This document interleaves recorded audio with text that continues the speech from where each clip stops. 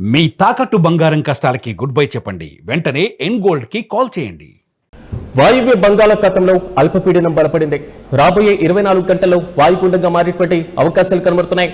మరోవైపు శ్రీకాకుళం, విజయనగరం, పోలవరం, విశాఖపట్నం, ఏలూరు జిల్లాలకు భారత వాతావరణ శాఖ హెచ్చరికలు జారీ చేసింది.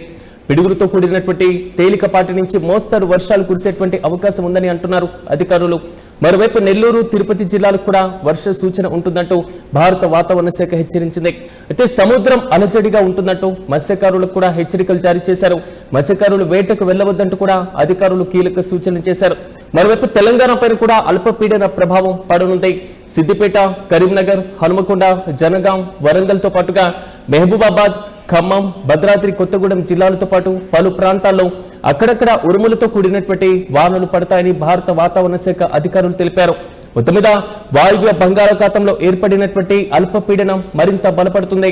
రాబోయే 24 గంటల్లో ఈ అల్పపీడనం వాయుగుండంగా మారేటువంటి అవకాశం ఉందని భారత వాతావరణ శాఖ అధికారులు అంచనా వేస్తున్నారు. దీని ప్రభావంతో ఉభయ తెలుగు రాష్ట్రాలు, ఆంధ్రప్రదేశ్తో పాటుగా తెలంగాణ రాష్ట్రాల్లో పలు ప్రాంతాల్లో వర్షాలు కురిసేటువంటి అవకాశం ఉందని, కొన్ని చోట్ల ఉరుములు, మెరుపులతో కూడినటువంటి వానలు పడేటువంటి అవకాశం ఉండడంతో ప్రజలు అప్రమత్తంగా ఉండాలని అధికారులు సూచిస్తున్నారు. మనం యూటీవీ స్క్రీన్ పైన చూసుకుంటున్నాం. భారత వాతావరణ శాఖ జారీ చేసినటువంటి వర్ష సూచన, దానికి సంబంధించినటువంటి ప్రభావిత ప్రాంతాలు ఆంధ్రప్రదేశ్ కి సంబంధించి మత్స్యకారులు కూడా కీలకమైనటువంటి హెచ్చరికలు జారీ చేసినటువంటి వాయువ్య బంగాళాఖాతాన్ని ఆనుకోనున్నటువంటి ఏదైతే వెస్ట్ బెంగాల్ ప్రాంతం నుంచి బలపడుతున్నటువంటి ద్రోణి ప్రభావంగా ఆంధ్రప్రదేశ్ లో ఉన్నటువంటి పలు జిల్లాలకు కీలకమైనటువంటి వర్ష సూచన ఉందని అధికారులు హెచ్చరించారు. అయితే మత్స్యకారులు తగు జాగ్రత్తలు పాటించాలంటూ కూడా కీలకంగా ఆదేశాలు జారీ చేశారు. ఇదిలా ఉంటే అల్పపీడన ప్రభావంతో ఉత్తరాంధ్ర, కోస్తాంధ్ర ప్రాంతాల్లో వర్షాలు కురిసేటువంటి అవకాశం ఉంది. ముఖ్యంగా వర్ష ప్రభావిత జిల్లాలను గమనిస్తే శ్రీకాకుళం, విజయనగరం, విశాఖపట్నం, ఏలూరు, పోలవరం ప్రాంతాలతో తేలికపాటి నుంచి మోస్తరు వర్షాలు కురిసేటువంటి అవకాశం ఉందని వాతావరణ శాఖ హెచ్చరిస్తుంది. కొన్ని ప్రాంతాల్లో అయితే వర్షంతో పాటుగా ఉరుములు, మెరుపులు, పిడుగులు సంభవించేటువంటి అవకాశం ఉన్నందున ప్రజలు జాగ్రత్తగా ఉండాలంటూ అధికారులు హెచ్చరిస్తున్నారు. అత్యవసరమైతే తప్ప వర్షం లేదా పిడుగుల సమయంలో బయటికి వెళ్లకుండా ఉండడం మంచిదంటూ కూడా అధికారులు హెచ్చరించారు. ఇక దక్షిణ కోస్తా, రాయలసీమ విషయానికి వెళ్తే కొన్ని ప్రాంతాల్లో వర్ష సూచన చాలా బలంగా కనబడుతుంది. నెల్లూరు, తిరుపతి జిల్లాలో అక్కడక్కడ వర్షాలు కురిసేటువంటి అవకాశాలు కనబడుతున్నాయి. మరోవైపు మత్స్యకారులకు కీలకమైనటువంటి హెచ్చరికలను కూడా భారత వాతావరణ శాఖ అధికారులు హెచ్చరించారు. ఇప్పటికే శనివారం నుంచి ఆదివారం వరకు ఒక మోస్తరు వర్షాలు కూడా నమోదైనటువంటి జిల్లాలను గమనించినప్పుడు మహబూబాబాద్ జిల్లా, కొత్తగూడలో, అదేవిధంగా వరంగల్ జిల్లా, దుగ్గొండి, భద్రాద్రి కొత్తగూడెం జిల్లా, ఇక ములకలపల్లి మండలాల్లో 3 సెంటీమీటర్ల చొప్పున వర్షపాతం నమోదైంది. ఇక వరంగల్ జిల్లా ఖానాపూర్లో 2.8, అదేవిధంగా హనుమకొండ జిల్లా ఆత్మకూరులో 2.7 సెంటీమీటర్ల వర్షపాతం నమోదైంది. ఇక ఉత్తర, తూర్పు తెలంగాణలో వర్ష ప్రభావం ఎక్కువగా కనిపించడంతో పాటుగా ప్రస్తుతం ఖరీఫ్ సాగు చేస్తున్నటువంటి రైతులకు ఈ వర్షాలు ఎంతో ప్రయోజనకరంగా మారబోతున్నాయి. ఎందుకంటే ఎల్నినో ప్రభావంతో ఏడాది వర్ష సూచన చాలా తక్కువగా ఉండేటువంటి అవకాశాలు కనబడుతున్నాయి. లాస్ట్ ఇయర్, ప్రీవియస్ ఇయర్స్ తో పోల్చుకున్నప్పుడు వర్ష ప్రభావం చాలా తక్కువగా నమోదవుతుంది అనేటువంటి ఆందోళన రైతుల్లో కనబడుతుంది. ఇలాంటి ప్రభావంతో ఎల్నినో ఎఫెక్ట్ ఈసారి బలంగా కనబడుతున్నా తెలంగాణ ప్రాంతాల్లో సంభవిస్తున్నటువంటి వర్షపాతం అరాకొరగా మాత్రమే ఉంది. ఖరీఫ్ సీజన్ కు రైతులకు ఉపయోగకరంగా ఉండేంత వర్షపాతం లేకపోవడంతో రైతుల్లో ఒకంత ఆందోళన వ్యక్తం చేసినటువంటి సందర్భాన్ని కూడా మనం చూసాం.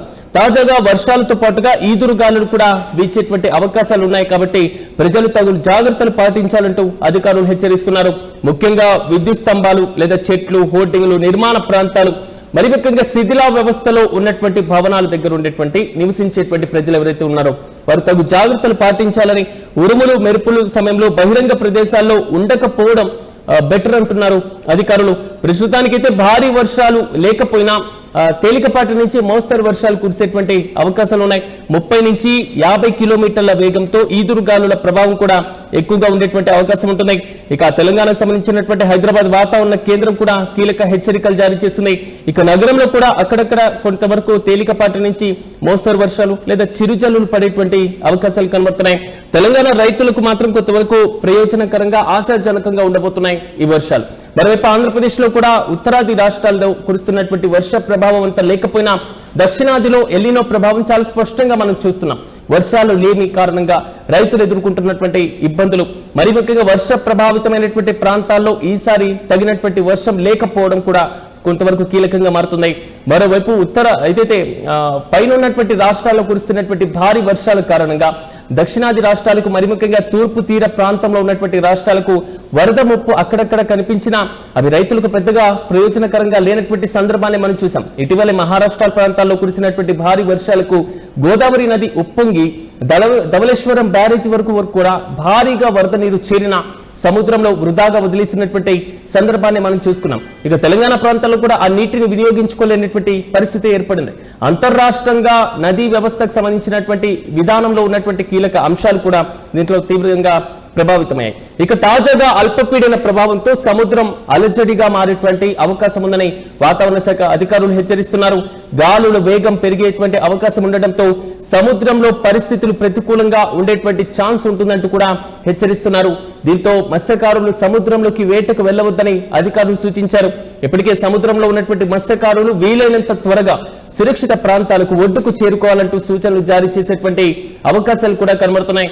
మరి ముఖ్యంగా అల్పపీడనం బలపడిన తర్వాత ఒకవేళ సైక్లోన్ గా మారితే వెళ్తే వర్షాభావ పరిస్థితులు భారీ స్థాయిలో చేరితే ప్రమాద హెచ్చరికలను కూడా జారీ చేసేటువంటి అవకాశాలు కూడా లేకపోలేదు. ఇక తీర ప్రాంతాల ప్రజలు కూడా వాతావరణ పరిస్థితులను ఎప్పటికప్పుడు గమనించాలని అధికారులు సూచిస్తున్నారు.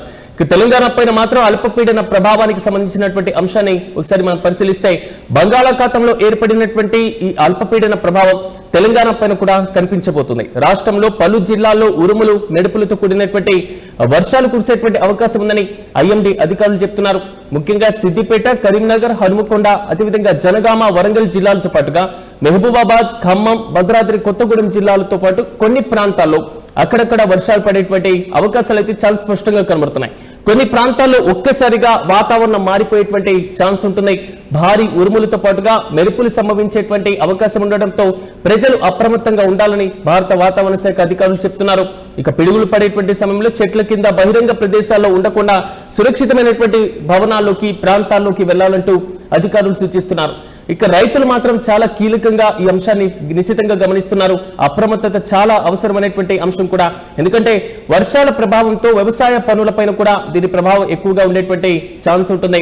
ఇప్పటికే పొలాల్లో ఉన్నటువంటి రైతులు వాతావరణ పరిస్థితులను గమనించుకోవడం లేదా పనులు చేసుకోవాలంటూ కూడా ఇదే విధంగా సూచిస్తున్నారు. కోతకు వచ్చినటువంటి పంటలైనా లేదా బహిరంగ ప్రదేశాల్లో ఉంచినటువంటి ధాన్యం లేదా ఇతర వ్యవసాయ ఉత్పత్తులకు వర్షాలకు తరవకుండా తగు జాగ్రత్తలు తీసుకోవాలంటూ కూడా సూచిస్తున్నారు. మొత్తంగా వాయువ్య బంగాళాఖాతంలో బలపడుతున్న అల్పపీడనం రాబోయే 24 గంటల్లో వాతావరణంలో ఒక్కసారిగా వాయుగుండంగా మారేటువంటి అవకాశం ఉండడంతో ఆంధ్రప్రదేశ్, తెలంగాణలో వాతావరణం మరింత చురుగ్గా మారబోతుంది. పలు జిల్లాల్లో ఉరుములు మెరుపులతో వర్షాలు కురిసేటువంటి అవకాశం ఉంది కాబట్టి ప్రజలు అప్రమత్తంగా ఉండాలని సూచిస్తున్నారు. ముఖ్యంగా తీర ప్రాంతాలు మరి ముఖ్యంగా సముద్ర అలజడిగా ఉండేటువంటి అవకాశం ఉన్నందున మత్స్యకారులు సముద్రంలోకి వెళ్లలేకపోవడమే బెటర్ అంటూ కూడా సూచిస్తున్నారు. మొత్తంగా ఈసారి వర్ష సూచన మాత్రం రైతులు కొంతవరకు ఉపయుక్తంగా మారబోతుంది.